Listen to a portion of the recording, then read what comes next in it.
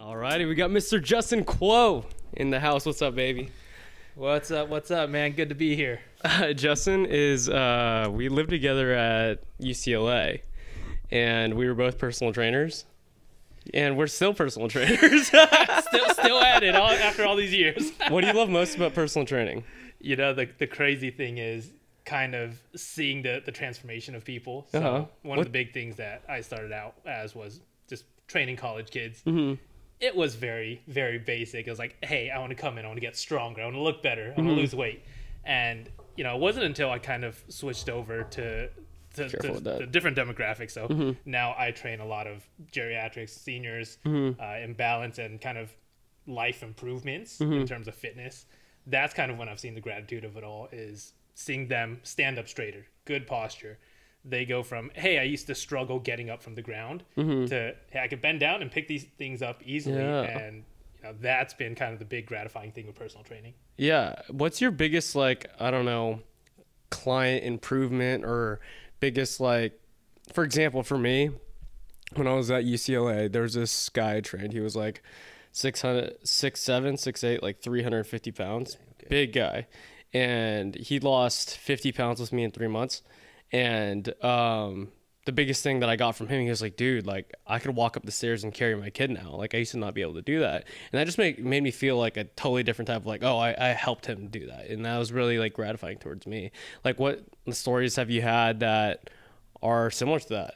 That's crazy. And I think for both of us, you know, correct me if I'm wrong, a lot of times it's kind of the lifestyle improvements that mean the most. So for me, it's one of my first clients that I got, which, you know, she was 85 at the time. It was a lot of pressure. First time ever training anyone in that. Was it your first client? Your first client was 85 years old? No, not first one. She was probably my you know, 8th or 9th client. Okay. But everyone before that was super young, super fit, never came with any injuries, and they're just like, yeah, I just want to learn how to lift, or I want to do this and that. Yeah. This was the first time where it came with a list of things that she couldn't do, things she wanted to improve on, injuries, past history of weightlifting, all these different things. And she came to me and she said, I'm really particular. I want to have good posture, good balance. I'm 85 years old. Like, I just want a really fulfilling life. And since then, we've been training for about 3.5 years now. And her confidence, that's the biggest thing you can tell, is she walks around. She walks for miles each day just for fun. She goes to the park.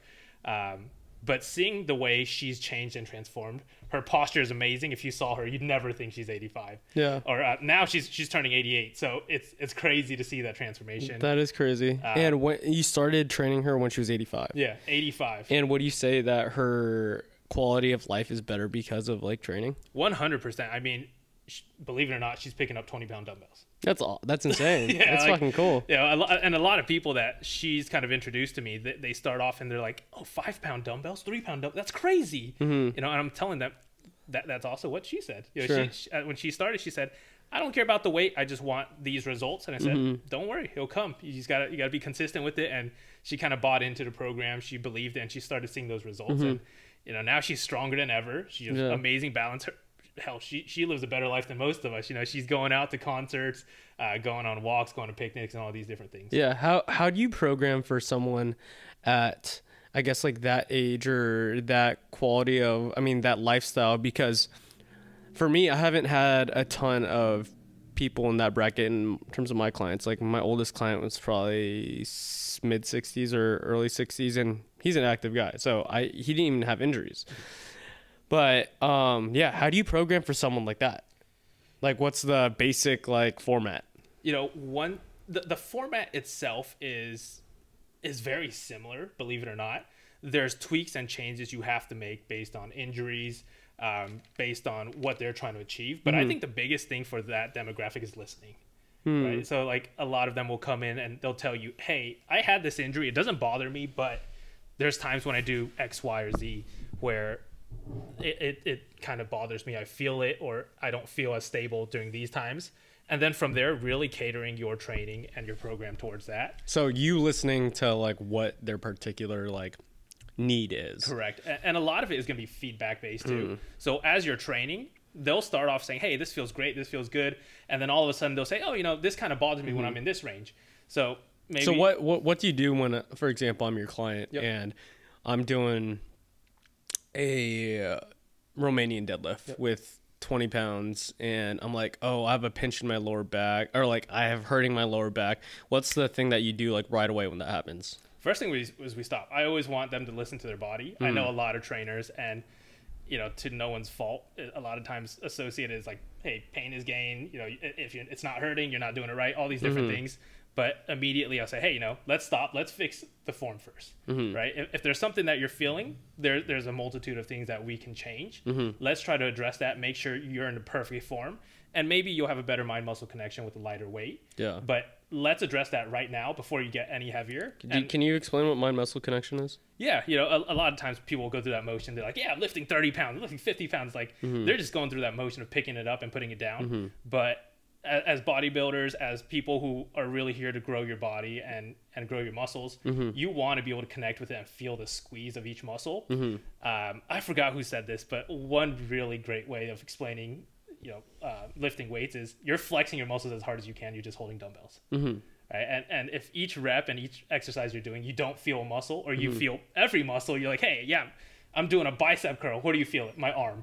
If you say that, then you don't have the proper mind-muscle connection. Yeah. And sometimes all it takes is that, you know, using your other hand and touching that muscle. Yeah. Right. It'll light up the area that's working. You'll instantly feel that connection. Yeah, that's one thing that I've used just in my own training too, because like touching the muscle that is being worked allows your brain to access that point in your body to where it feels activated.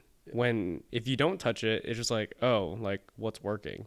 Yeah, and I'm guilty of this too. I'm sure everyone who's worked out at some point in time, unless you just started off with a phenomenal trainer, is guilty of just lifting the weights. Everyone doesn't do that. You know, I remember it took me a few years to even feel where my lats were. Yeah. You know, I was doing lat pull downs with like 200 pounds. I'm like, yeah, I'm working my lats. Yeah. And I'm like, yeah, I'm working my bicep and my shoulder. Yeah, I'm like, dude, nothing's growing. Yeah. This is just heavy and tiring. Like nothing's going on here. So, you know, I think that's a huge component for anybody training. Yeah, exactly. And then so you basically just like stop the issue, fix the form, and then go on from there. Proceed. Yeah, and a lot of times too, you know, there's something that's bothering them that might not even be tied into their form. You know, maybe they've had a pinched nerve before. Maybe they've had a hip replacement and this movement is not conducive to their hips right now. So there's so many different factors that go into it, and it's kind of just pinpointing what helps them and what makes them feel better. Yeah. And you know, there's always alternatives. I know people will be like, oh, there's like the big lifts, the compound lifts. You have to do these.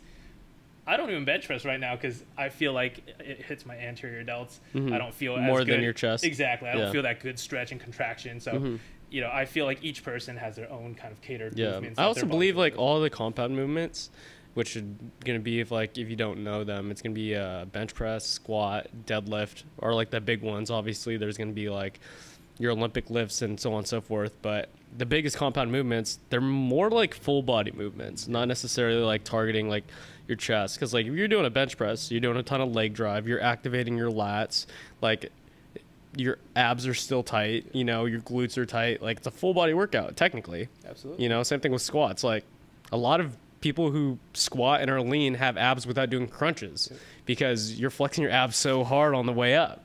You know, what made you want to be a personal trainer, like to start off? You know, my transition into personal training was so random and so abrupt. For anyone who doesn't know, I went to UCLA for architecture. Yeah. I went in. Justin's an architect. It was, yeah, as people eloquently say, I was just doing origami for my degree. But, you know, we'll talk about that later. as I was doing architecture, you know, I was going to the gym. That's really where I found kind of my tribe, my people. I was like, this is the group of people that I really have the best time with. And so I came to UCLA as a transfer, and I met Justin at the gym, and he always had like a group of people he always worked out with, and it was like it's kind of your community, like, you know, that's kind of like your friends. Like you got your school and stuff, but like what actually makes you feel good is like working out. Absolutely. I remember, and this was doing my GEs, there'd be classes that are like 2 hours long, absurdly long, and like they would give you like a 15-minute break or like 10-minute break in between. Yeah. There'd always be these times where like when they give that break, I'm like, oh man, there's like 40 minutes left in this class. Like, do I really need it? I'm going to the gym afterwards. And like, you know, admittedly, there's a couple of times where I'm like, dude, I'm dipping. I'm going to the gym right now. And, you know, so it was always that thing that I'd look forward to. And so I never really thought about pursuing personal training. I read a lot of things. I watched a lot of videos, a lot of podcasts about people who trained, who went through the science of it all, but I never thought, hey, you know, I'd like to teach this to someone. Yeah, because you and me both weren't a science major. Exactly. Like, we weren't kinesiology majors. We weren't expecting to like work on like helping other people's bodies grow, develop, and heal, you know? Yeah, exactly. And I think, you know, for a lot of people, social people are the best at personal training. You don't need to be the smartest, the most educated. That kind of comes with time. Yeah. You'll kind of be forced to learn it. And if you're social and you kind of have the right intentions. Yeah, but what made you like, oh yeah, I want to study and become a personal trainer? Like, so the big thing was just after I graduated, or actually during my senior year at UCLA, there's a program at UCLA called Fitness Leadership Program, FLP. Yeah. 1-year program, super intensive in terms of hands-on experience. Yeah. The educational side of it, anatomy, all these different things that they taught. Yeah. And going through that program, I was like, this is exactly what I want to do. Like, I want to be able to help people. Architecture is cool and everything, but at the same time, you know, it's such an intensive process to get my own firm to start doing what I want to do. And the reach of people is not that great, right? Yeah. Each home I do is, you know, 1 family, maybe 2. Yeah. Right. But at the same time, personal training, like, I can have 20 clients and help change 20 people's lives and let them hit their goals. So that was kind of the big transition into personal training. And once I started that, it got addictive. You know, I was seeing people that were losing weight, who were getting stronger, who just learned how to lift. And it makes you feel better too. Exactly. Yeah. Yeah. The biggest thing, I took this FLP program at UCLA as well. And in my opinion, it sets you up for success, because what a lot of new trainers, correct me if I'm wrong, don't know how to do is the hands-on work. It's like how to cue people up properly, right? How to like correct someone's form in a way that's not invasive. Yeah. And just break down every single movement from the ground up. Absolutely. And a lot of people could study a book and take a test, pass it, but that doesn't make you a good trainer. Yep. You know? And right from the bat, me and Justin, I would say, weren't necessarily the best trainers at UCLA in terms of like knowledge, but we had the most clients and we had the most repetitive clients. Yeah. Would you agree? I agree. And, you know, I think, kind of piggyback off what you said, it's kind of like dumbing it down.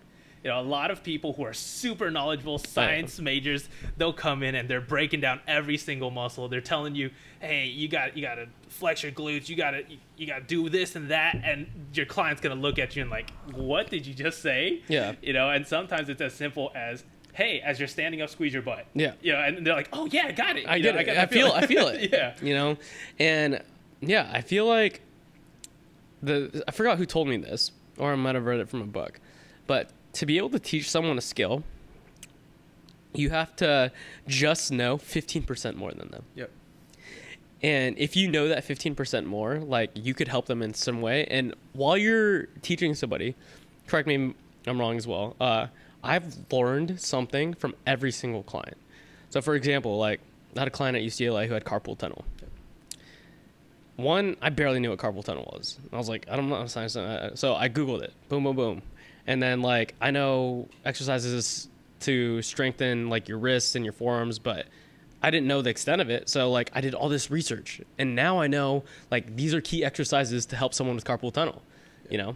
So, like, have you had any, like, specific injury or, like, something that stands out that you have in your arsenal now that you wouldn't have had? Because, like, I feel like you learn from every client. Dude, that's so crazy that you mentioned it, because I agree 100%. Like, from the people who are super healthy, those people, I learned a lot, because I would always be kind of experimenting by myself on workouts prior to, how do I challenge them? How do I cue this better? How do I get a better mind muscle connection by giving them a cue, right? Maybe to feel your lats, you got to supinate, you got to drop that elbow towards your hips.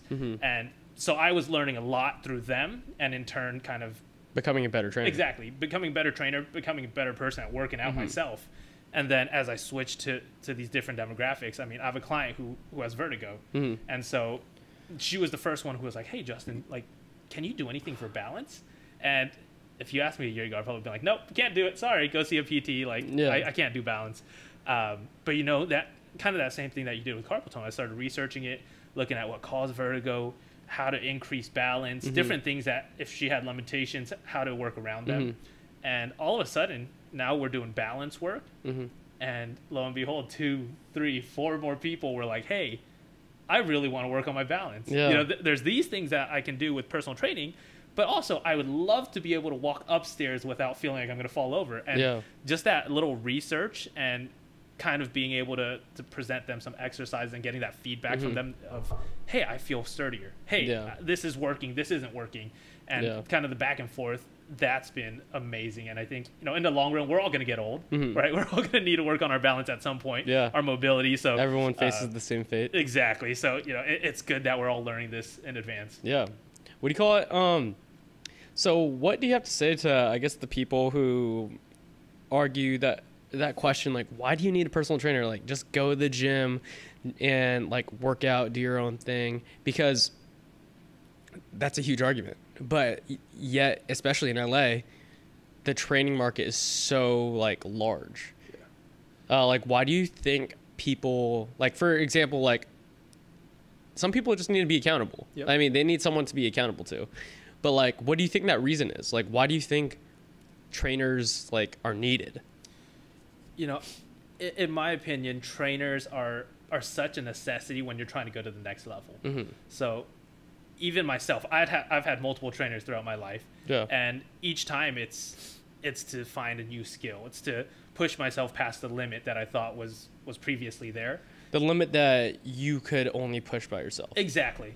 And I feel like both of us as trainers, we understand when you get that mental block of, hey, I can't do this, or, oh, this is tough, I don't want to do this today. We go and do it. But at the same time, there's always going to be days, we're only human. There's days where you're like, it's 5 a.m., the alarm's going off. Do I want to get up? And so I think a good trainer is worth their weight in gold. You know, trainers that I've had good trainers, I've had bad trainers. The good ones, they really push you to that next level.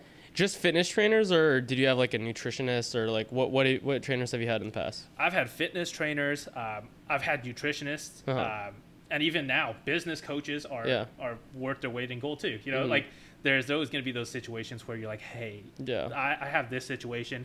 I kind of have an opinion of what I want to do.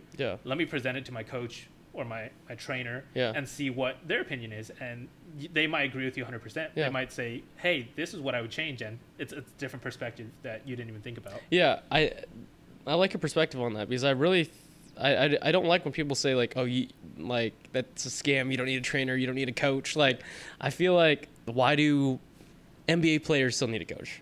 Why do professional golfers still need a swing coach? Like, it's because you need to be accountable to somebody, and to get better, like 2 heads are better than 1. Like, a team is better than like 1 head, you know? And so like, I think it's important. Yeah. So often I think people, they start excelling at something and they kind of hit that ceiling and they're like, oh yeah, I'm great. I'm good at this. You know, I'm ready at the top. But you always get better. Exactly. It's not until, like you said, like Kobe Bryant, he had a shooting coach. He had his whole staff around him that would help him. He had physical therapists. He'd have people who'd help stretch him. Like, I'm sure he knew after 20 years how to do this stretch. But at the same time, you get lax with things. You do things over and over again. All of a sudden, you're like, hey, shit, I'm not doing this correctly. LeBron makes it known all the time. Like, he says he spends over $1 million a year on his own body. And I was like, I would too. Like, if I had the money, like, people get old, like you said, but you could prolong that process, that you could prolong like getting fragile. I agree. Work out, stretch, myofascial release, foam roll, you know, all that stuff. So go back to architecture. What inspired you to do architecture? Because my dad's an architect too, and I really admire the craft because you go into some cool buildings, right? Some people just think it's a fucking cool building, but there's a lot of process that goes through that, as you know. And there's a lot of beauty, especially if you travel around the world. Like, I haven't been, but like obviously like old architecture in Rome or like Italy, France, and some stuff downtown too. It's like a different beauty, you know, all these like towers and stuff that people did have to design, you know? So how did you get into architecture? Yeah, so originally when I got into architecture, it was like the old school architecture, right? Blueprints being sketched and hand drawn, all of that stuff. And I really was drawn into the beauty of that. I always loved drawing. Okay. And so when I saw that, I was like, oh my gosh, I could sketch drawing. Like when you were growing up, you would just like sketch random shit. Yeah, exactly. As a kid, I was always pencil sketching things. Oh, really? You know, and at that point I was like, oh, this is really cool. And like you said, I'd go into like a museum. I wouldn't even look at the art on there. I'd stare up at the ceiling. I'm like, oh, this is the coolest thing in the world. Yeah. You know, people are walking around. I'm still in the same spot looking up. I'm like, wow, this vault right here, this is so cool. Yeah. And so it was always kind of part of my dream to be able to draw and create these different buildings. And, you know, this is super cliche, but I think a lot of people can relate that Falling Water is one of those, by Frank Lloyd Wright, is one of those houses that people are like, oh yeah, that's so Where's cool. that at? It's I think it's in Pennsylvania. Okay. So yeah, it has this giant waterfall coming out from under the house. It's just amazing architecture. And a man-made waterfall? No, it's a natural waterfall, and the house just sits right over it. So that seems dangerous. It's a super cool house, man. I mean, people take tours of that place, and it's still definitely one of the places. What's it called? Falling Waterfall? Falling Water, yeah. Okay, Falling Water? Yeah, Falling Water by Frank Lloyd Wright. Okay, so just because you like drawing made you want to get into architecture? Like, articulate them more. Yeah, the beauty of the buildings, man. Like, I always wanted to create something. You know, obviously with what I'm doing now, like, it's in a different fashion, but I always felt like that, the manufacturing of something where when people see it, they're like, oh, wow, that's cool. Yeah. You know, that's and you wanted to be part of, like, the design and creating something that other people would admire as well. Yeah, exactly. Yeah. And so, you know, that was always the dream.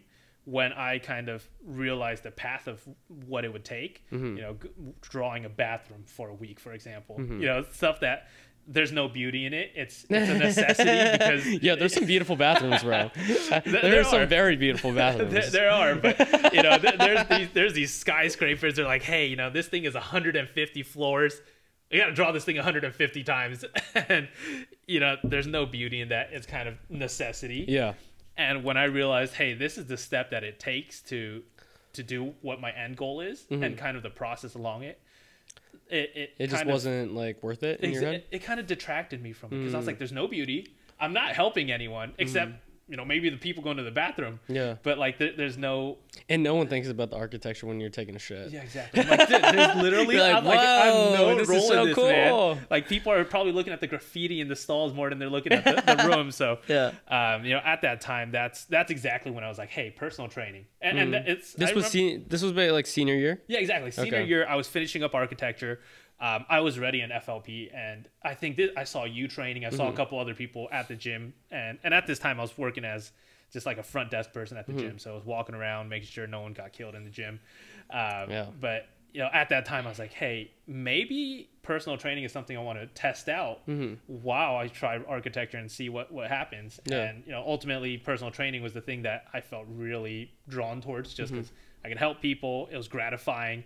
And it's something that you knew you worked out every day. Yeah, exactly. It was something that it didn't feel like a job. You know, when I personal train and I train people, it's me showing up and doing what I love already. It's not me like trying to fake a smile and be like, hey, you know, how's your day going? Yeah. So, you know, that's a part of it that I think I'll always keep no matter what venture I go down. Yeah. What type of workouts do you do nowadays? Like, obviously, like my regimen changes every fucking like so many months. Like, what do you do now? You know, now it's been a lot of. I used to do strictly just bodybuilding. I'd be like, oh yeah, you know, it has to be isolation, like nothing else. Like I want to look jacked. Now, you know, it's kind of a combination of functional training and bodybuilding.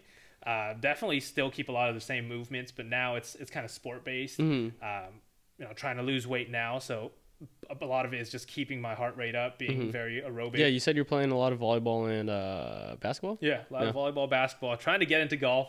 So, you know, it's definitely a field that I want to break into. But, yeah, I mean, I think as I'm getting older, too, and I think both are still crazy young, but I'm starting to feel some effects, you know, like I used to make fun of people not stretching or stretching before playing. Yeah. Now I'm that old guy stretching in the corner and everyone's like running onto the court. I'm like, dude, man, I want to pull a hamstring or something. I know. So, yeah, I just hurt my wrist 2 weeks ago or a week ago, and I took like 7-8 days off from working out. Yeah. And I was like, yeah, dude, you got to warm up properly because like this shit isn't loose and lubricated every single day. You're not a uber young buck anymore. Even now when I train people, I'm doing a lot of mobility work. It's like a good reminder to myself too, where I'm like, hey, stretch, or you're going to be freaking stiff as a board, man. You can't even touch your toes. Like Brandon, go touch your toes, buddy. Oh, man. What do you call it? So what transitioned, because UCLA wasn't too long ago, and you made that realization of like not doing architecture like your senior year, even though you did like all this schooling for it. And one, like, was it a total waste, or do you still use those skills at all that you learned from being an architect?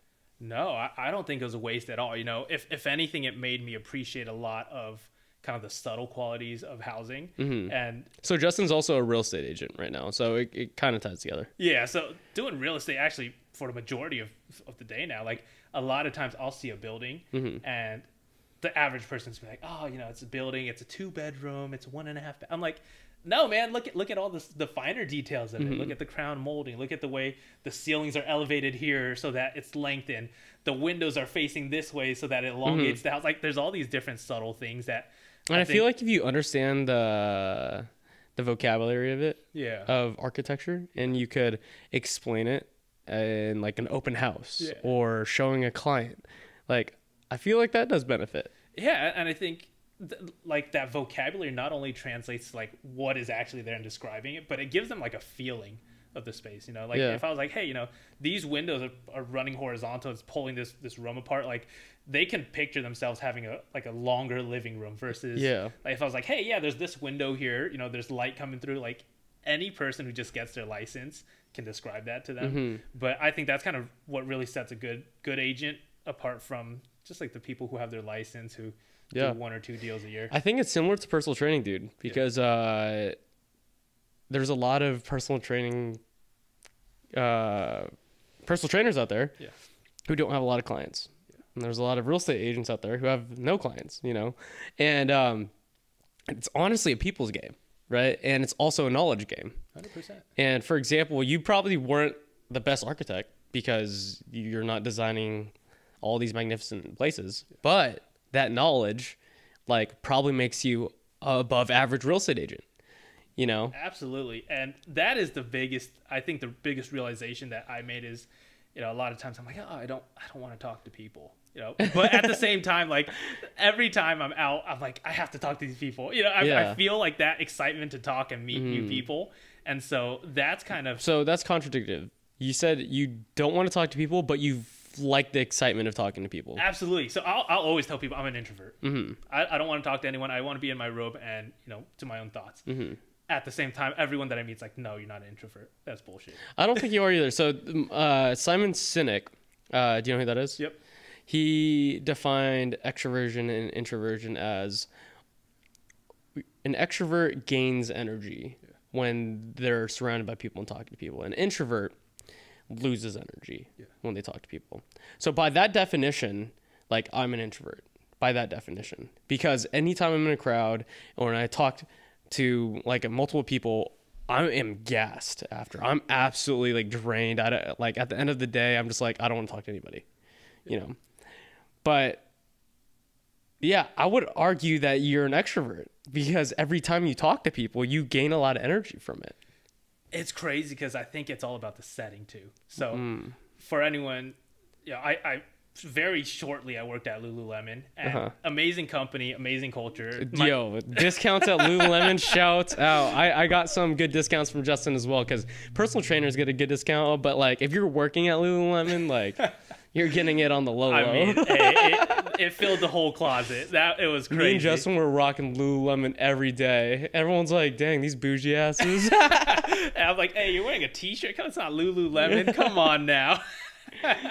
But, you know, at that job, I loved the coworkers and the atmosphere of my work. Every time I was with them, it was amazing. Yeah. But that job was so people-oriented towards anyone who came in, our guests at Lululemon. We wanted to make like a VIP experience for them. And me trying to keep that energy up for 6 hours, 8 hours. When I came home, and you could probably attest this, there's times where I'd walk through the front door, you're walking in the living room, hey Nate, all right, and walk into my room, close my door. I'm like, dude, I'm so tired. I don't want to talk to anyone for like 12 hours. But you know, on the flip side, I agree with you. Is there's like times where when I find the right people, the right crowd, dude, I could talk to you for hours. And sometimes it's an issue that I don't shut up. But, you know, I love the excitement of like meeting someone, finding out their story. It's really exciting for me. Yeah, especially with like real estate in general. Like I feel like it's a people's game, just like I feel like most business aspects. Like it's like you learn to listen, you have a conversation, and you really listen to someone and understand who they are, where they're coming from, and in real estate, what they want, what type of house they want or whatever. Like you're gonna get the job done. Yeah, and the fun part for me is always the prospecting. And this is actually... What's prospecting? What do you mean? Prospecting is finding those clients, right? The people that want to buy, sell, invest, those people. And usually for real estate agents, they hate that step, right? And because they're going about it in a traditional way of, hey, I'm going to cold call you. How many calls have you... If you ask your parents, you know, if people are calling them all the time, hey, you want to sell your house? No, go away. Right? Or they're sending you those little mailers that you see on your door and you throw away right away. How is your, I guess, your prospecting then? Because like I got into real estate. So like my parents are both like real estate agents and they flip houses and X, Y, and Z. But me and Justin were living together and we were kind of both talking real estate at the time. He wasn't a real estate agent yet, but I read Selling Sirhan. And then you read it after me? Or was it at the same time? I think we read it at the same time. Okay, we read it at the same time. And Ryan Sirhan is this like really successful real estate agent in New York. And in the book, he talks about how he just moved there, was broke, was doing hand modeling, and he got a free Equinox membership by promoting like flyers outside on the street. And he built his clientele from his gym, you know, and just talking to people, learning their story. And it's like all uphill from there, you know, and I was just talking to people, you know, and what was my point? So we both didn't, I don't know where I was going with that. You're talking about prospecting. Yeah. So prospecting, that's what his prospecting was. So what is your like format for prospecting? Because everyone has like different methods, and some people say like it's just a friend's game. It's like if you have rich friends, you'll sell houses. It's just automatic. But clearly that's not the case too, because there are some people who don't have any rich friends.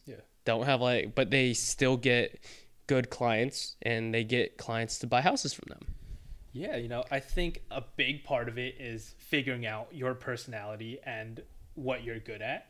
So there's certain people who, if you told them, hey, you know, go stand in this corner and hand out flyers, they'd be shit in the bed. They'd be like, oh my God, you know, what if I just threw these in the trash and went home? And I'm like, yeah, I handed them all out. You know, there's other people where you're like, hey, get on the phones and call for 8 hours, and they're like, yeah, I love this. This is amazing. I love when people hang up on me and tell me to fuck off. You know, but at the same time, for me, I love the interactions of face to face. Like if I call you, I could be excited. I could be the most excited person in the world, and you're probably like, you know. I feel like you could get let down on a phone call too. Like I used to do like sales jobs and stuff, and like someone hanging up on you, I don't know, does something to your soul that like it takes a little piece of it. It takes a little piece of it, bro. It's like it's not comfortable. Like versus like someone can't really like hang up on you like in a face-to-face situation. They can't be like goodbye and like slap you. I don't know. I mean Will Smith. Like oh my God, too soon. But yeah, no, I agree, and that's why I love being face-to-face, is because I can feel their energy too. Right? If someone's like, you know, they're easygoing, they're laid back, talking to you slowly, then I'm gonna emulate him. You know, I'm gonna talk to him slowly. You know, we're just here relaxing and talking about his life, my life, and you know, just kicking the shits. But at the same time, if someone's animated and really into it, they got hand gestures, they're like super into what you're talking about, I'm gonna reflect that back at them, and you know, I'm gonna match his energy. So for me, prospecting is not necessarily a certain task, right? It's not like calling or sending out mailers. For me, prospecting happens anytime. Like You just have to be on. You have to be on. Exactly. You know, all the time. I meet people in the elevator who are, you know, they're holding their lunch, and I'm like, hey, you know, that looks really good. You know, what are you having? Or, you know, I'll meet someone walking their dog, and like, oh my gosh, like your dog's so cute. Like, and we start talking from there. And also, Justin's super funny. He won't admit it, but like, he makes these really sly jokes that are like under the breath. Like he doesn't like mean for you to hear it, but he says it loud enough for you to hear it. And I'm like, you gotta catch it, man. Those are little Easter eggs in the conversation. You gotta catch it. But yeah, no, I mean, dude, I've prospect meeting people at standing at the bar for a few hours. Yeah. You know, with a drink, watching the sunset, and some person comes like, "Hey, you're dressed really nicely." Yeah. Like, why the hell are you wearing a suit here? I'm like, hey, you know, I'm just enjoying a drink, relaxing from work, and so all of a sudden, conversation's like, what do you do? Like, why do you need to be dressed up? And you know, those conversations kind of pop up everywhere. And okay, so I guess for the dressing up part, Justin likes bougie clothing. It's not bougie, no. Okay, slightly elevated clothing. We'll give it that. But no, like you like dressing nicely, right? And I feel like you have to present yourself you like presenting yourself in a way that is very professional, and I respect that a lot. But what is the importance of like keeping a good look, a clean look, like? A lot of like real estate courses we'll talk about or whatever. Like, what makes it important to you? Because clearly it is.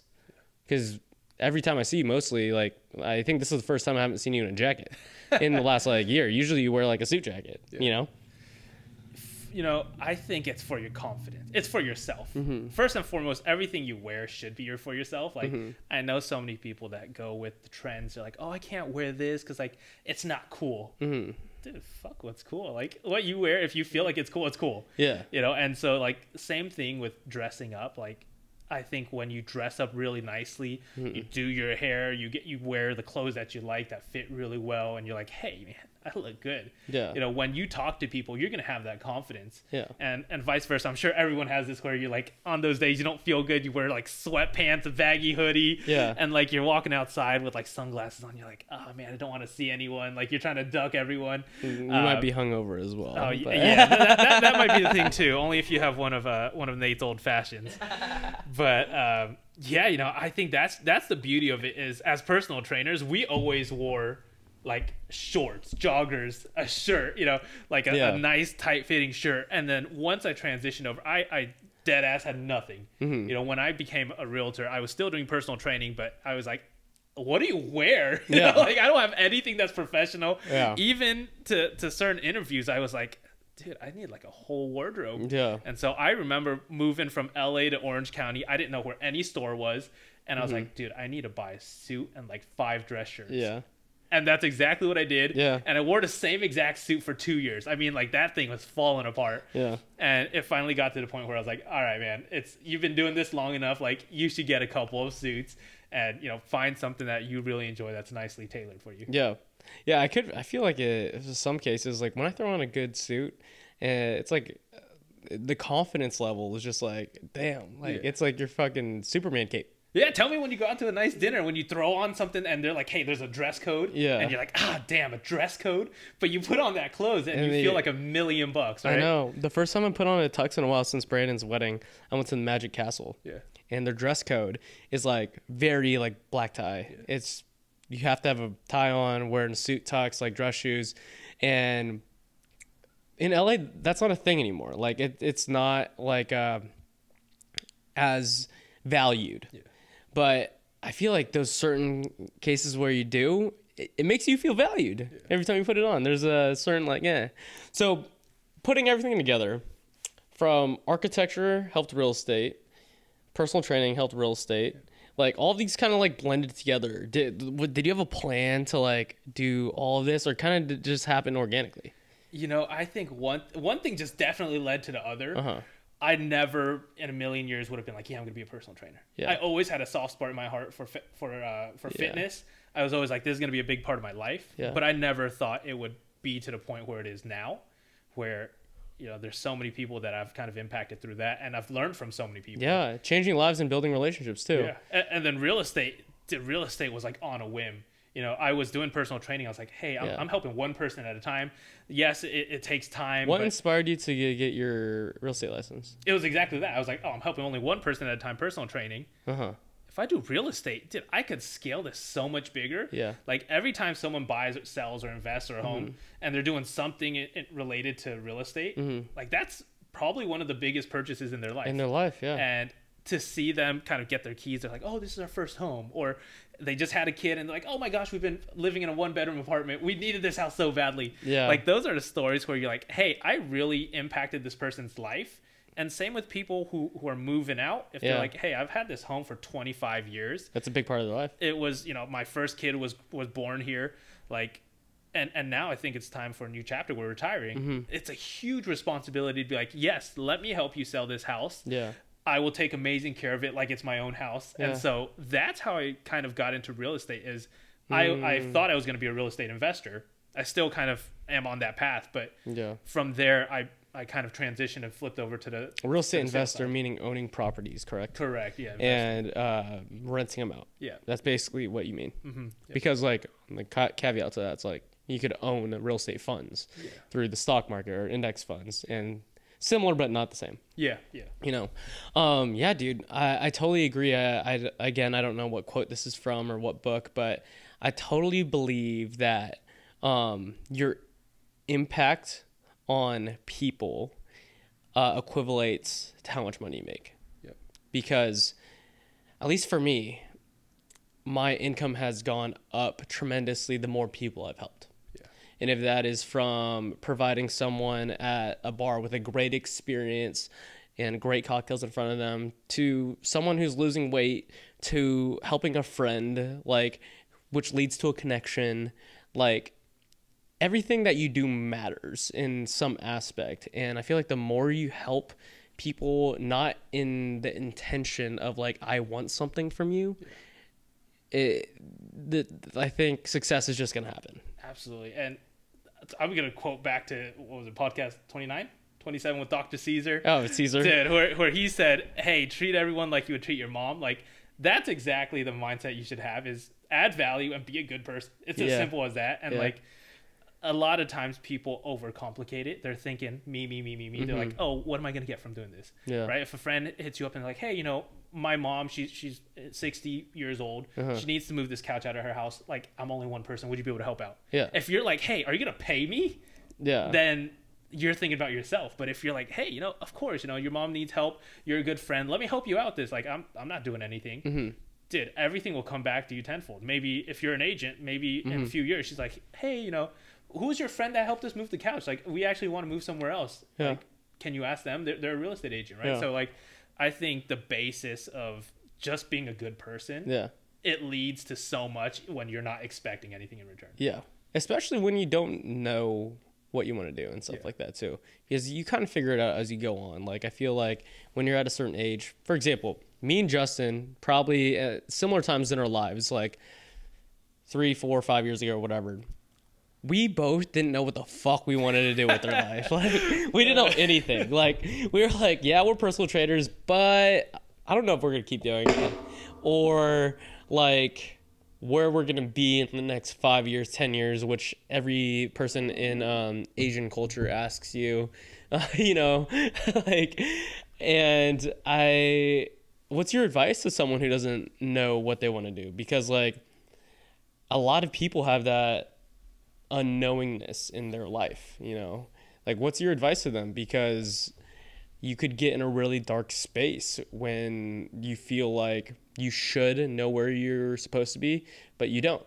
Yeah. And it's a really scary thought when everyone around you seems to be figuring it out. They're like, yeah, this is my plan. I'm going to grad school. Especially if you're in a very good quality college or university, because they're in this structure that congratulates people who keep going to school, who know exactly what they want to do from the beginning.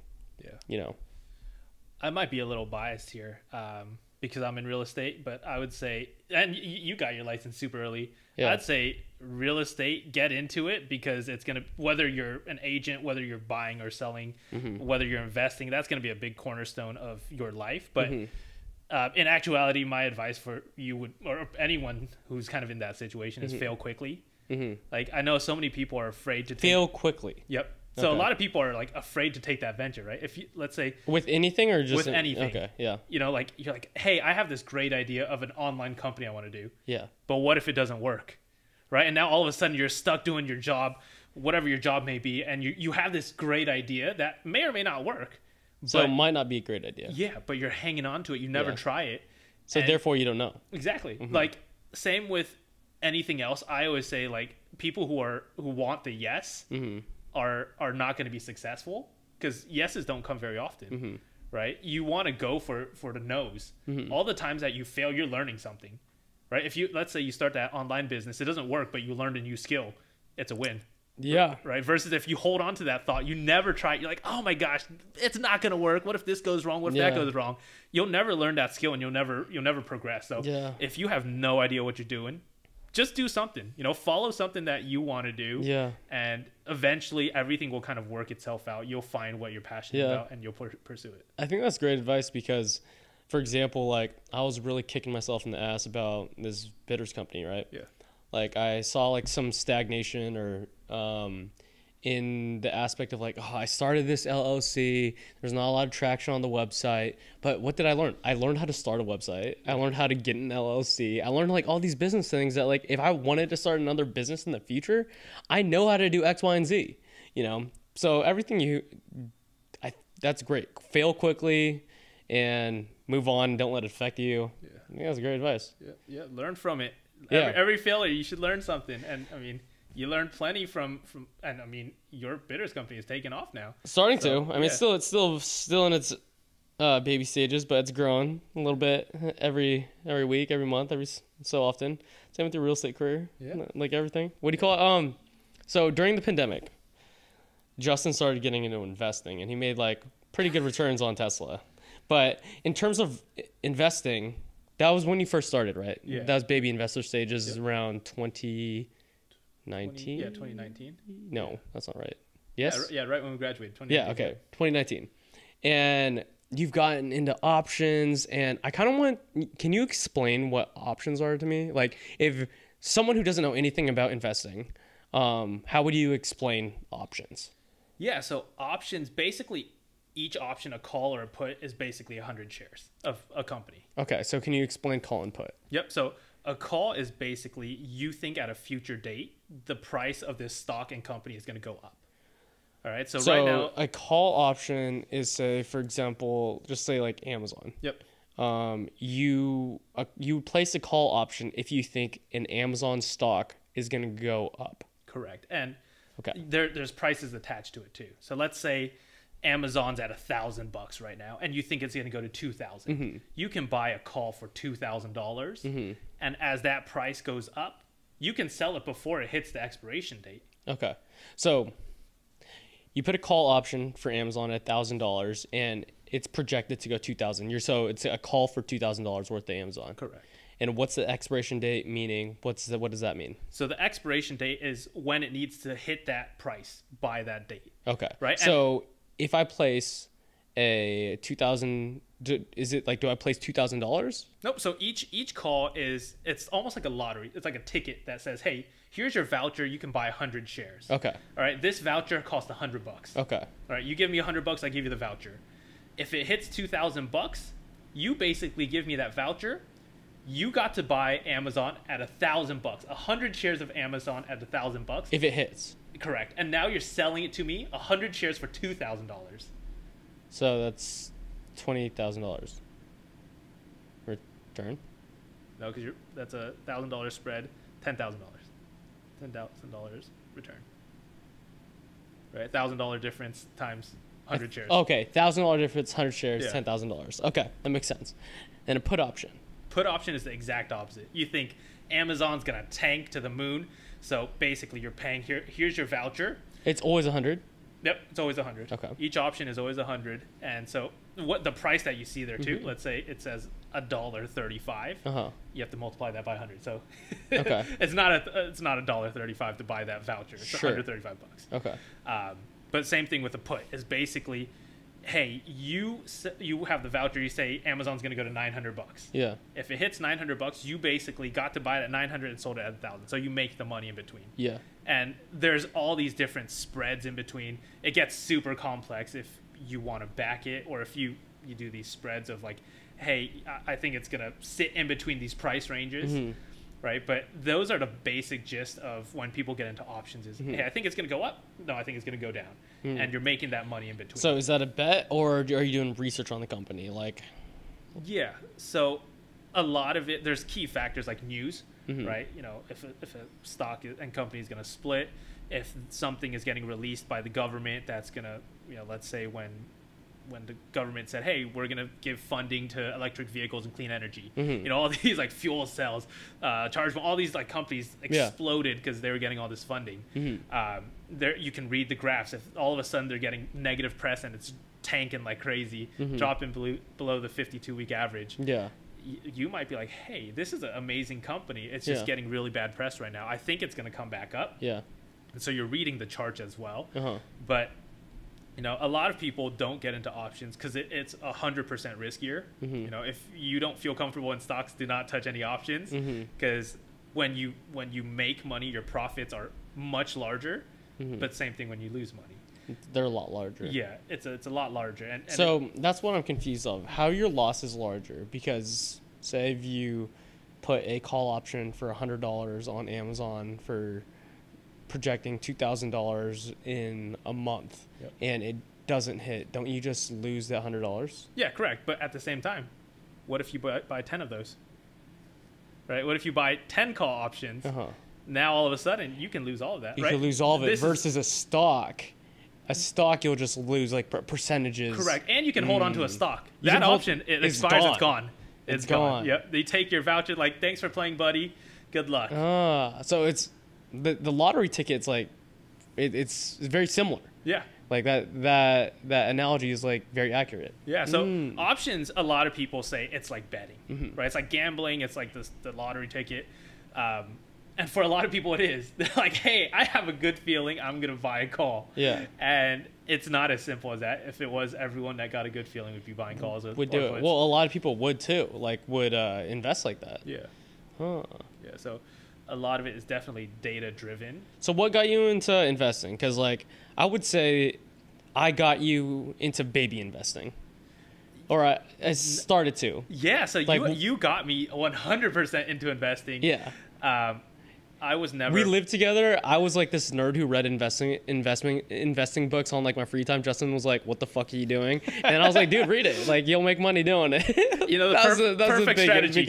Copy what Nate's doing, and that was my strategy. Literally, Nate says, "Buy this stock." Okay, you know. Yo, it worked out. So I think during the pandemic, I bought Tesla, Lululemon, Peloton, Penn National Gaming, Spotify, and like I think 5 others, and they all went up. Every single one went crazy. Yeah. Like, and I ended up selling. I made a good profit, but like it was at a very low number. Like, I think I bought like two Tesla, 3 Tesla stocks, and then it split. Made a lot of money. Justin bought like way more than that, and I was like, "Shouts out, dude!" Like, I felt so happy for him because if like it went the opposite way, he would be like, Nate's such a bad investor. He's a horrible friend. I'm happy that didn't happen. The crazy thing is, I remember because like when you bought Tesla, I was like, hey, you know, that's cool. You know, Elon Musk, everything. No. Justin said, he was like, bro, that's so expensive, bro. Why would you ever buy a Tesla stock? That's exactly what he said. That's true. You bought 1 share, and I was like, you're fucking crazy. Yeah. Right. And that night, I was like looking into it. I was like, research. I was like, Tesla, Elon Musk, like space. Like, what the fuck is this thing going on? Like, is he a Martian? I know. And like, I was like, all right, you know what? I'm gonna buy a share too. And like, I remember after you bought it, it dropped like $100. Yeah. And like, that's when I bought it. I was like, I already made $100 then. Or we're all good. Yeah. You know, I'm happy. And like, the more I looked into it, I was like, dude, there's a big opportunity here. Like this stock, it's fucking crazy. It's like, I think we bought it at like, what, $600?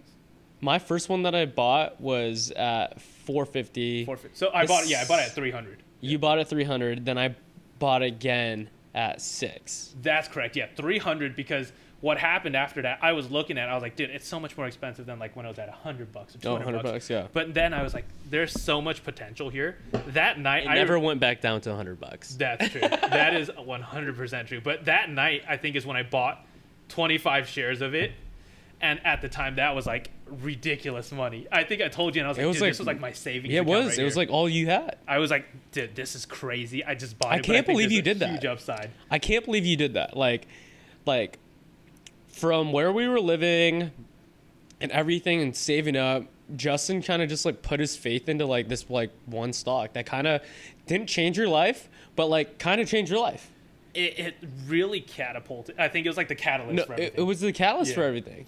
Yeah, because like without that really blowing up and me seeing, oh shoot, there's something here. Yeah. Like I would have never got into options probably. Exactly. And like my bookshelf now, like if you look at your bookshelf, it's all like development, business, ways of living, like all these different books. Like one whole section of my bookshelf is like stocks, options, like strategies, how to read charts, like all these crazy things. Like if I saw 3 years ago, I've been like, you're a freaking nerd, man. What is this stuff that you're looking at? Whoa. But that like blew up. I mean, and that's why I actually ended up getting a Tesla. It's like, hey, Elon made me this money. Like, I might as well give it back to him and get a car. So also, it's saving you gas now, man. Oh yeah, gas prices are up to wahoo right now. Yeah. Do you like your Tesla? I do. I love that car. I mean, it's such a good everyday car. It's fun. It's fast. The only thing, it doesn't make any noise. But yeah, with gas prices right now. I was just complaining the other day. I was like, damn, dude, it took me like $12 to charge my car. Yeah. And that'll last. They're also fucking quick, dude. They are. They're quick. Like I've driven a Porsche. So one of my clients just recently got an Aston Martin. Yeah. Right. There's only 10 made in the world, and it's the one in the last 007 movie. But like, dude, like it's fast, it's quick, it sounds awesome, but like objectively, a Tesla from its 0 to 60 is faster. Yeah, I mean they're like sleeper quick too. Like I could zip by. Like people will try to race all the time, and like I'm like it's not exciting. There's no noise behind my car. Yeah, it's just but like they'll try to take me off the line. I'm like, all right, man, if you really want to, like it's surprisingly quick, and you'll never hear it coming either. Yeah. I'll just zoom past you, and you're like, oh shoot, like. He's in front of me now. Yeah. So like it's a lot of fun, but I think in the future, once there's a couple more property under my belt, we need a car with an engine. Yeah. Like I need kind of the mix, but yeah, as an everyday car, especially right now, it's such a great car. Yeah. Me and Justin read this book called "I Will Teach You to Get Rich" by Ramit Sethi, and it talks about like putting your it talks about making it known what's important to you and spending money on things that are important. Right? For example, for me, a lot of it is experiences in eating out, having good food, right? And Justin, you said at one point, like, you like having luxury items. Like that's kind of like what is important to you, what you like. Yeah. Is that so correct? Yeah, a big part of it is like watches. I recently got into watches. Yeah. They're such a cool concept. Well, even your car too. Yeah. Right. So what joy do you get from having like these, like a nice watch on your hand or like a nice car that you're driving? What does it do for you? And this goes back to way back when you asked this question about why do I dress up nicely? As personal trainers, I feel like we already have a confidence in our body, right? Something that you can't put on and take off. Yeah. Right. We've worked for our body, so we have that confidence in it already. Clothing, accessories, watches, stuff like that. That is another layer of I'm super confident. And for me, my car, every time I walk out of my car or I'm walking towards it, I'm like, damn, dude, that looks nice. And I know everyone says this, like when you walk away, if you don't look back at your car and you're like, shit, that thing is nice. Yeah. Like you probably got the wrong car. Yeah. So, for me, when I'm driving around, when I'm pulling up to a showing, when I'm meeting a client, there's so much confidence in knowing that you love exactly what you're in and what you're wearing. So for me, I'd rather, sacrifice certain things. I don't need to have, if I'm flying, I know a lot of people are like, oh, I need to fly with extra leg room, first class. Yeah, it's nice. I'll be packed in like a sardine in the back if it means I could, have what I want later on. Yeah. So, exactly like you said, it's all about like prioritizing what's important to you and everything else. Because for example, for me, like I have 30 of the same black shirt. Yeah. And I wear that to work out it's a nice black shirt.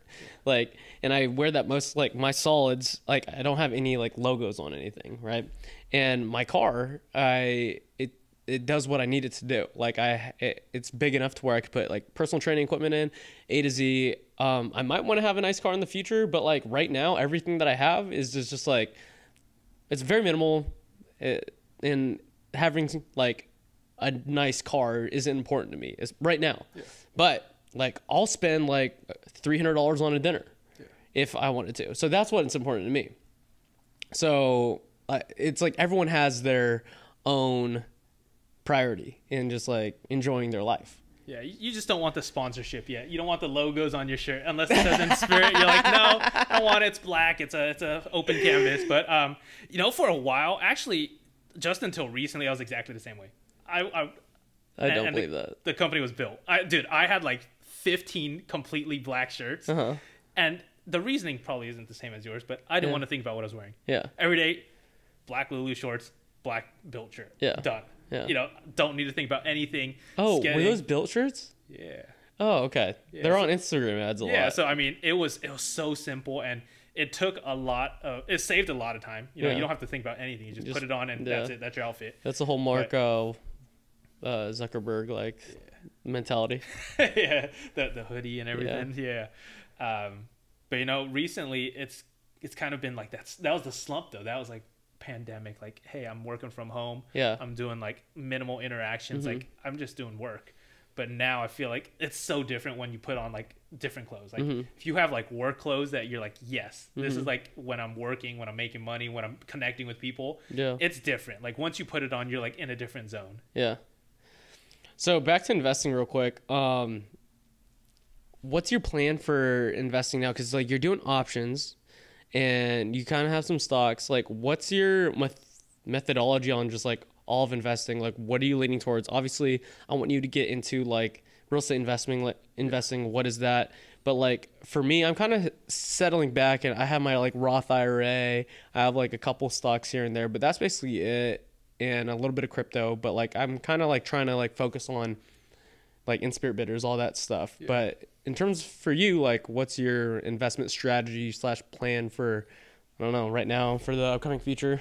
Yeah, well, first and foremost, for anyone who's self-employed, 1099, you have your own company.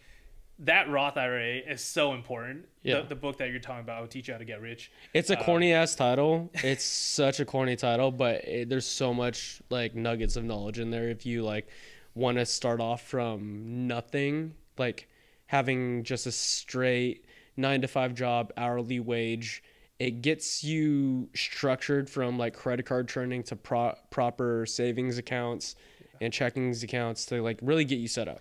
Yeah, and anyone, even if you're a beginner, I've passed that book along so many times to random people. I don't even know where the book is anymore.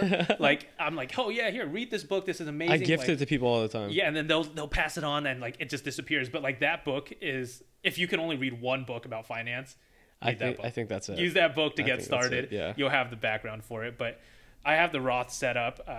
You know, super just automatic deposits. Don't look at it. Don't touch it. Yeah. In terms of stocks and options, now it's a lot more passive. You know, for a while, probably about a year and a half, I was actively like day trading every single day. I'd wake up, I'd look at the market, I'd look at the news, and it gets really tiring, especially if you want to have a life in the morning. Yeah. You know, because you're up at probably like 4:30, 5 a.m. You're looking at all the news, the charts. When were you doing that? When was I doing this? Yeah. This was like literally middle of the pandemic. Before I really was that while living with me? No, this was afterwards. Yeah. So once I moved from LA to Orange County, I was training at UCLA in LA. Pandemic hit, everything got shut down, and I was like, okay, you know, I'm gonna move to Orange County. Let's see how it is. Everyone loves it down there. Yeah. Literally just no job, nothing. Just packed it up and moved to Orange County. And I was still personal training, but was that from Barrington? Yeah, from Barrington. Sure? Okay. We started doing just virtual trainings. Yeah. Even at Barrington, did some virtual trainings. Yeah. But from there, completely virtual. And then I was like, hey, you know, real estate, it's kind of tough. Everyone's locked down. You can't even see anyone right now. Yeah. Like, I need a means of really getting growth. I can't just like stagnate here for 2 years until the pandemic's over and hopefully something happens. So that's when I started reading all those books, studying charts. And at the beginning, my strategy was the same as when I lived with you. Just copy other people. I'd subscribe to like someone's like Discord channel. Copy people who know what they're doing. Exactly. You watch them, you see them make money, and you're like, all right, I'm willing to lose this amount of money, but let me just copy what you're doing. Yeah, and see if it works. Yeah, and it works for a lot of people. People look at like what Warren Buffett's doing and like, okay, he's buying this, let me buy it too. Yeah. Right. And so, I was doing that at the beginning a lot. I was following people on Discord. They're like, hey, I just placed this trade. What's Discord? Discord is basically like a big chat server where they can go in, all the members who are part of that Discord channel can type, oh, I'm doing this, I'm doing that. You're kind of screening through all of it. So it's just like an internal messaging system. Okay. But yeah, I like people would be like, oh, I'm buying this share. I'd look into the share. I'm like, oh, this company's doing this and that. Let me buy some too. Yeah. And at the beginning, like now in hindsight, when I'm looking, I'm like, it was kind of a dumb strategy because I don't even know who these people are, and I'm kind of following them. Oh. But it kind of got my foot in there, and at least I was starting to experience the emotional roller coaster, learning the different vocabulary, how different things are processed, right? Like your shares, when they can be sold, bought, the volatility of it all. And so at that time, I was day trading like crazy, and it got to the point where like, I'd be waking up, I'm like itching for the market to open. I'm like, oh my God, I gotta place this trade. This thing's gonna blow up right when I get in. Dang. And like every single morning it was like this. And there was a while where we were making really good money. It'd be like a week, or even on once I started getting options, like on a call, I would make like $4,000 or $5,000. Yeah. And it was like the most money I've ever held in my life. Like I'd be working at the gym for a freaking month. Yeah. And I'd be making like not even half of that. Yeah, not even half that. What's your advice for someone who wants to like start options? Like what should they do? If you want to start options, you have to use money that you're willing to lose, right? And like accept it as, hey, this is money that no, like in terms of like learning about options. Oh, learning about options, I would say, dude, YouTube is your best friend. YouTube and books are some of the best tools, and they're free. Is there any specific book that you've read that has helped you like learn about options a lot? Charting Patterns for Beginners is one of them. Charting Patterns for Beginners. Yep. Okay. And that's, a lot of people will trade based off emotions, off of what they see, like news. News is usually behind on everything. By the time you're buying into something, like they had their split, they had their earnings like a week ago. It's weird how that works, because have you watched the show Billions before? Yeah. On Showtime? And that happens, like insider trading is like a thing, which is kind of unfortunate. But like some of these big companies, I have friends in finance, they know about certain things before like the public. Yeah. So back to what you said, like news is always behind. Yeah, it's always behind. And if you're trying to trade based on what like you're seeing, you're like, hey, this company just had this, like one of their ships sank, like it's gonna tank. It's already tanked, dude. It's like watching if you're putting a bet on a sports game and you're watching it from a streaming account, it is like 5 seconds behind, like, and the odds, you're betting on the current odds. That is basically what like real life stock trading is. Yeah. And so without doing like proper research. Yeah. So right now for me, in terms of investing, it's a lot more passive. I find companies that I like, that I think have long-term potential. I'm not day trading anymore. Do you have any like companies right now that like you have pretty big like faith in? Right now it's a lot of just the blue chip ones, like the big companies. Apple, Disney for a while dropped like crazy. Yeah. Did you pull the plug on Disney when it was low? I did. Yeah. Okay. So I pulled the plug. And then I got back into Disney. I think with everything that they have rolling out, their parks, Disney Plus, the Star Wars, like all these different Disney things Plus that they're doing. Was a game changer. Because that only came out like 2.5 years ago, 3 years ago. A couple years ago, and it's blowing up, and like these companies, I think their foundation is so strong that it's not something where like one day you'll have $500 and then the next day you're like, hey, there's like $15 in my account. The stock just died. It's just so developed now. Yeah. So like a lot of those companies, and what I'm doing is holding 100 plus shares, and selling calls against my share. So remember when I said... So it's kind of a hedge. Exactly. And remember when I said, hey, a call is like you're willing to say, hey, if it goes up to this price, you're buying it at this lower price and selling it at the higher price, and you're making that difference. Yeah. Well, me selling my call is basically, let's say Amazon hit $2,000. Yeah. I was selling Amazon calls at 1,000. Yeah. Well, I have to sell 1,000 of my shares to you so you can sell it at 2,000. Right? So I lose my shares. Yeah. So I'm hedging it against that, but at the same time, it's like a dividend that gives you way better returns. Sure. Right? If you hold 100 shares of like Coca-Cola, you'll make a few bucks. Yeah. Right? It's not much, but if you find a good stock that you believe in, you're holding 100 shares, you could sell that call for, maybe $50. And if you're selling $50 a month, that's $600 in a year just from holding the stock that you would have held anyways. Yeah. So, that's kind of my investment strategy in stocks and options right now, is very, very passive, but at the same time, passive plus the stock's going up, like I'm not going to complain about it. Yeah, that's not bad. What do you call it? For real estate investing? This is a question that I'm interested in for myself as well. There's a lot of people always says get into real estate, like real estate's the move, which I agree, because especially for like tax relief and everything like that, it's important to like own real estate. And where do you start? Because obviously you need some money to like invest in real estate or to get a loan. How would someone start to invest in real estate from nothing? I think the big key here is educating yourself first, because real estate seems like such a daunting topic, right? And everyone talks about it. Like you said, everyone's like, get into real estate. You should invest here. You should own your house. 90% of the people don't know shit. Exactly. Yeah. Everyone tells you the same exact things, but they probably don't understand. Maybe they own their home. Yeah. Maybe it's their parent home and they live in it now. Yeah. But everyone tells you the same exact thing, but they don't understand it. They'll tell you, hey, you need to save up. Stop renting. And that stigma of, I need a lot of money to get into a house, or hey, this house is so expensive, I'll never be able to afford it. It's not true. Most people who why isn't it true? There's so many programs now, man. The government is incentivizing, because good debt is good, right? Like if you're gonna go, what is good debt? Good debt is when you're leveraging your money. Let's say you have $10,000. If you go buy a car with $10,000 as your down payment, that's bad debt. That's stupid unless you just have that money, right? Good debt is taking that $10,000, buying a real estate investment property. Can someone buy a property for $10,000? You absolutely can, and there's programs like if you're a veteran, the VA loan. Yeah. Brandon did this. Yeah. You don't need to put anything down. Yeah. 0%. The government's basically saying, hey, you're serving, we'll buy the house and you pay us back. Yeah. If you're a first-time homeowner. Yeah. And you're going to be living there, you could use an FHA loan. It's such a powerful tool. 3.5% down, you can get into a house as long as you live in there for a year.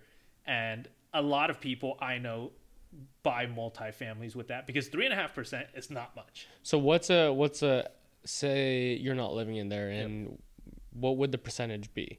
So minimum percentage, if you're not living in there, you're not a veteran, it's 5% for a conventional loan. Okay. And here's where a lot of people get tripped up. From 5% to 20%, there's something called PMI, private mortgage insurance. Basically, you're paying the mortgage company insurance fees because you don't have a lot of money in here. They're afraid like you're gonna default and not pay. Yeah. And a lot of people say, "Oh my God, I'm gonna save up until I have 20%. I'm not paying PMI. Yeah. That's stupid." Yeah. No, what's stupid is not buying it. Right? Because PMI will probably be couple $100. It's not earth shattering. Yeah. But you not getting into the house and trying to save up. I mean, people who save a lot can save maybe $10,000 to $20,000 in a year. Like that's already pretty impressive, right? And if you have a salary job and you know how to budget properly, you could easily save $10,000 to $20,000 a year. Yeah, but at the same time, like especially in a housing market like this. And I'm sure we'll talk about this a little bit more, but like if your house is appreciating more than what you can save, you should just get into the house now.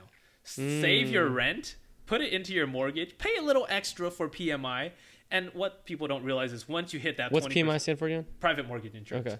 Right, and it's a few $100. Yeah. And once you hit that 20%, you can always refinance. Yeah. Right. And what does refinance mean? Refinance basically means you're getting terms on your loan. Okay. Right. So you can get rid of that PMI. Yeah. You're no longer paying the few extra $100 because now you have 20% in there. Yeah. The bank's like, okay, or the lender is like, hey, you know, you have a good chunk of money in here. We're confident you're going to pay now. You're not going to just run away. Yeah. So that's the best strategy that I could recommend anyone is if you're worried about PMI, just get into it. You're going to be making more money and saving in the long run than not getting into the house, keep paying your rent and trying to save up so that you can have a 20% down payment. Because for us, California is expensive, man. Let me play devil's advocate real quick.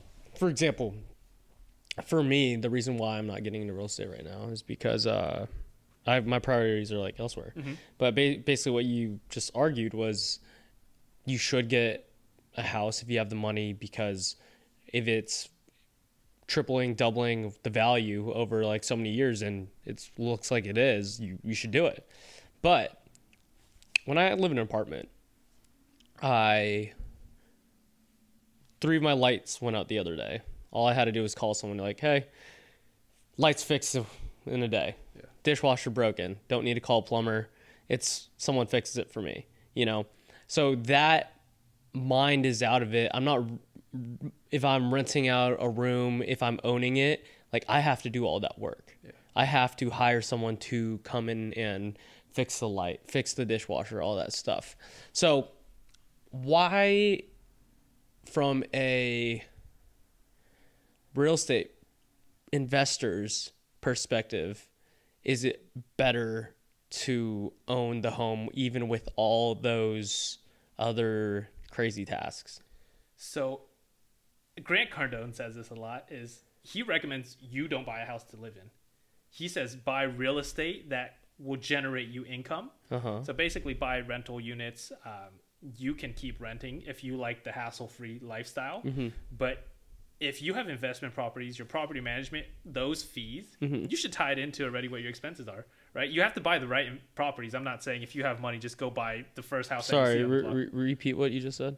Yeah, so if you have investment properties, before you even buy that property, you need to calculate your numbers, right? What is your mortgage?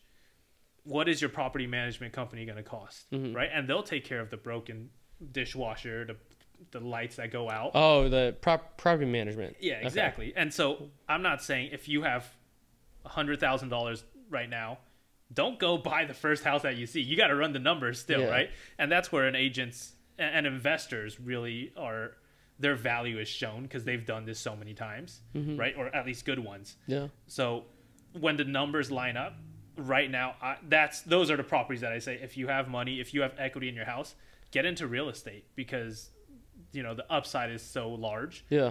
But at the same time, a lot of people argue the fact that, hey, maybe if you as a person, you should keep renting if you don't like the hassle. And Grant Cardone says this. There's lots of people who kind of stand behind this is, hey, get income cash flowing properties. Don't buy liabilities for yourself where you have to live in and you're paying for it. Ah, that's a good argument. Yeah. No, I like that.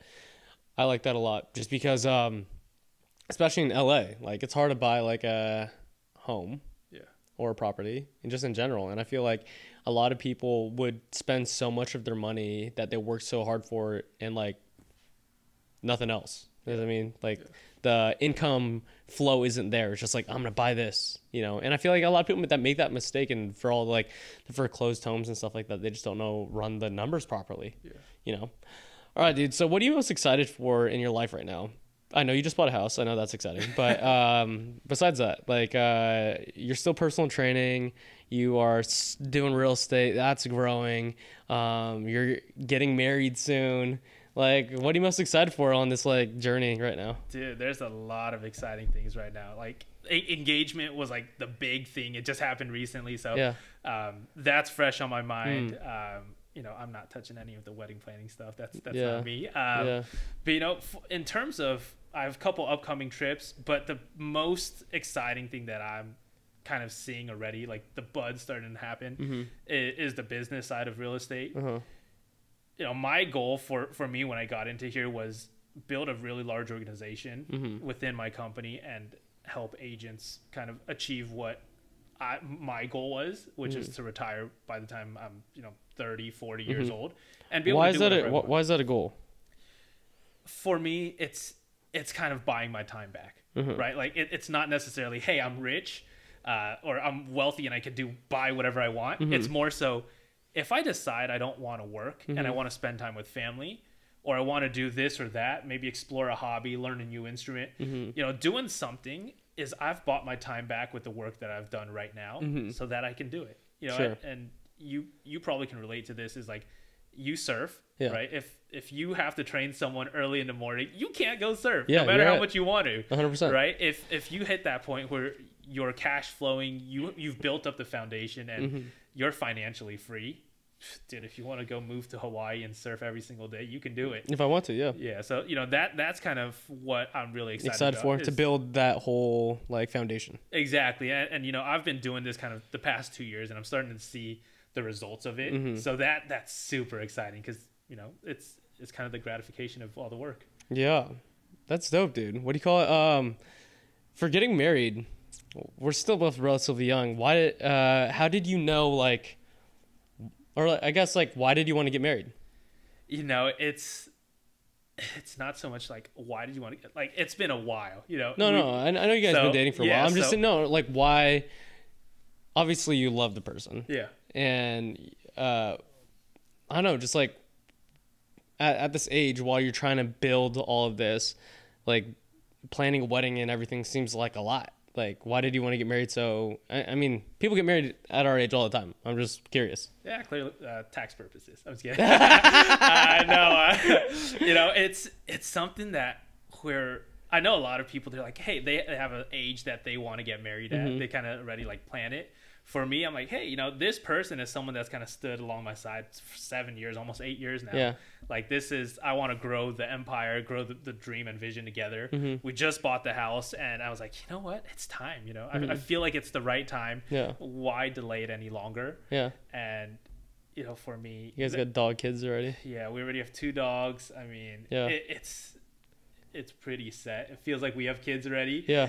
And moving in, like, we've lived together, moving into the new house once it's done, like, all of this is kind of just brought it all together. And I was like, you know what, why am I waiting for this? I've had the ring for a year, actually. Yeah. So it was exciting, about time, dude. So it was cool. That's awesome. What do you call it?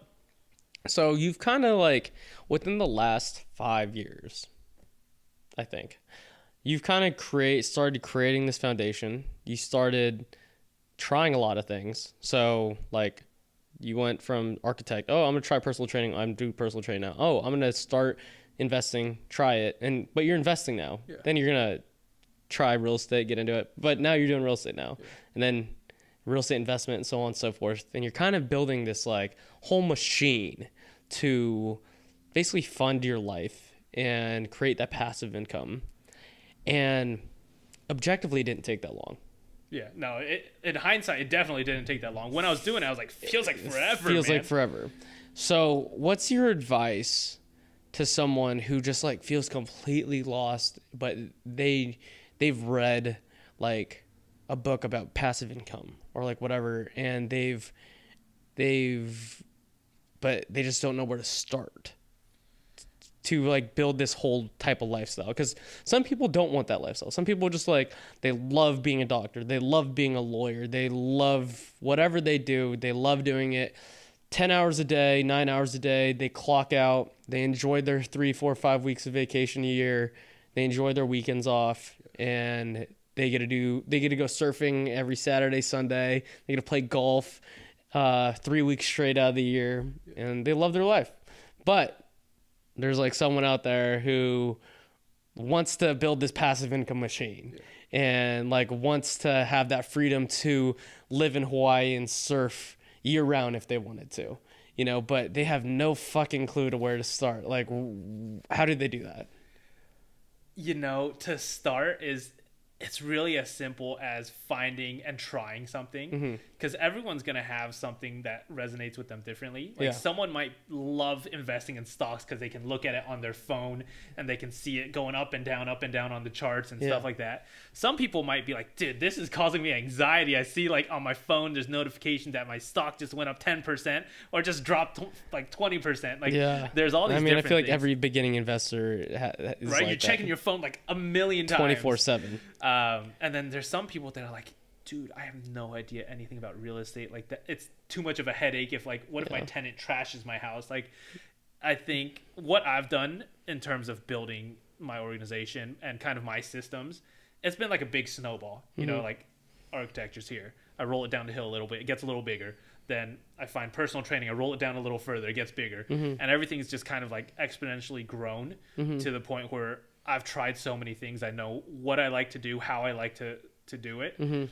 And for people just getting started, that first step is super daunting. Like if I'd never copied you and created a Robinhood account and, you know, baby stocks right there, I would have never gotten started. Yeah. It's scary. You don't know what the hell you don't know. Yeah. And when it comes to money that you were working for, it gets even scarier, when right? You're working hard hours. Yeah. Yeah. And so for anyone who doesn't know how to get started, save up a little bit, take half of what you saved up, throw it in another savings account. Do not touch that side. Yeah. Right. So you're not emotionally like invested in whatever, like 100%. It's not a make it or break it. Yeah. It's like something where, think of it as like you're buying a course or you're paying for a trainer. You're learning a new skill here. Yeah. Right? You paid how much money for college? This is just you learning how to create passive income. Yeah. And from there, figure out what resonates with you, what works, what doesn't work, and then grow with it. And, you know, I think the last key that I'll put to this is surround yourself with people who share that vision, right? If you're surrounded by 10 people who are in that mindset of just every time they get a paycheck, they're like, let's go get beer, spend our paycheck. You're probably going to do the same thing too. There's no way you're going to save up money and start investing and kind of breaking that cycle. So if you feel like the people around you aren't bringing you to that level that you want to get to, maybe it's time to change, you know, circles. And it doesn't mean you have to be like, hey, we're not friends, Nate. Yeah. Right. But like at the same time, it's time to upgrade and level up. So I think that's definitely a big thing. Get new friends. Get new friends. Text us. We'll be friends. Sounds good. All right, everybody. Mr. Justin Quo. If you need a real estate agent, where can they find you? You can text me, email me, 310-353-6537. I don't know if I should be giving my phone number here. I might get a lot of random calls, but find me there. Just text me, easiest way. But LA, Orange County, and you know, hopefully we'll be expanding. So super excited. Sounds good, everybody. Peace. See ya.